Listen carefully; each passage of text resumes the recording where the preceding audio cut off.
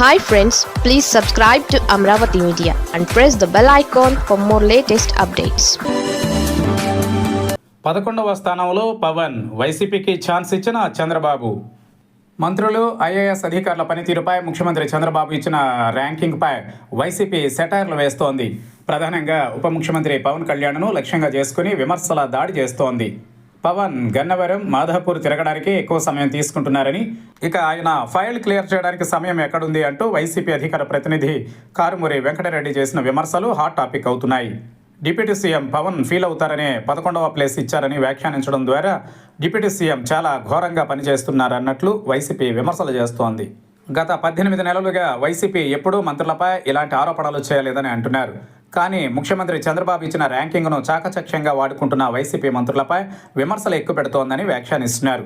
ఎవరో రాసిన స్క్రిప్ట్ చదవడం, వైసీపీ అధినేత జగన్ను తిట్టడంలో పవన్ బిజీగా ఉన్నారని, అసెంబ్లీలో ఎమ్మెల్యే బాలకృష్ణ, డిప్యూటీ సీఎం అన్నయ్య చిరంజీవిని తిట్టినా ఆయన స్పందించడం లేదని వైసీపీ విమర్శలు చేస్తోంది.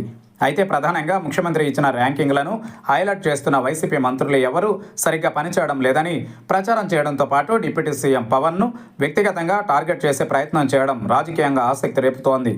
2 రోజుల క్రితం ప్రభుత్వ శాఖ కార్యదర్శులతో సీఎం చంద్రబాబు సమావేశమయ్యారు. ఈ సందర్భంగా ఫైళ్ల క్లియరెన్స్ విషయంలో మంత్రులు, కార్యదర్శులు, జిల్లాల కలెక్టర్లు ఎన్ని రోజులు తీసుకుంటున్నారనే విషయమై ఒక లిస్టు ప్రకటించారు. ఇందులో సీఎం చంద్రబాబు, మంత్రి లోకేష్ తమ శాఖ పరిధిలో ఫైళ్లు క్లియర్ చేయడానికి గరిష్టంగా 3 రోజుల సమయం తీసుకుంటూ ఉండగా, డిప్యూటీ సీఎం పవన్ 4 రోజుల టైం తీసుకుంటున్నారు. అయితే ఈ జాబితాలో తొలి స్థానంలో మంత్రి డోలా బాల వీరాంజనేయ స్వామి నిలిచారు. చంద్రబాబు 6వ స్థానం, లోకేష్ 9వ స్థానంలో నిలిచారు. పవన్కు 11వ స్థానం ఇచ్చారు. అయితే చంద్రబాబు, లోకేష్లను వదిలేసిన వైసీపీ ఉప ముఖ్యమంత్రి పవన్ను మాత్రం టార్గెట్ చేయడం రాజకీయంగా చర్చనీయాంశమవుతోంది. గత కొంతకాలంగా పవన్, లోకేష్ పర్యటనపై వైసీపీ తీవ్ర విమర్శలు చేస్తోంది. వారం వారం హైదరాబాద్ వెళుతున్న ఇద్దరు నేతలు ప్రజాధనాన్ని దుర్వినియోగం చేస్తున్నారని ప్రచారం చేస్తోంది.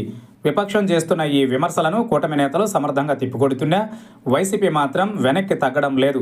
ఏ అవకాశం వచ్చినా పవన్ పర్యటనలను హైలైట్ చేయడానికే ప్రాధాన్యం ఇస్తోంది. ఇలా పవన్ను డ్యామేజ్ చేయడం వల్ల రాజకీయంగా తమకు ప్రయోజనం కలుగుతుందని వైసీపీ ఆశిస్తోందని అంటున్నారు. తాజాగా డిప్యూటీ సీఎం పనితీరుపై ప్రభుత్వం విడుదల చేసిన లేఖలను వైసీపీ పెద్ద ఎత్తున ప్రజల్లోకి తీసుకువెళుతోంది.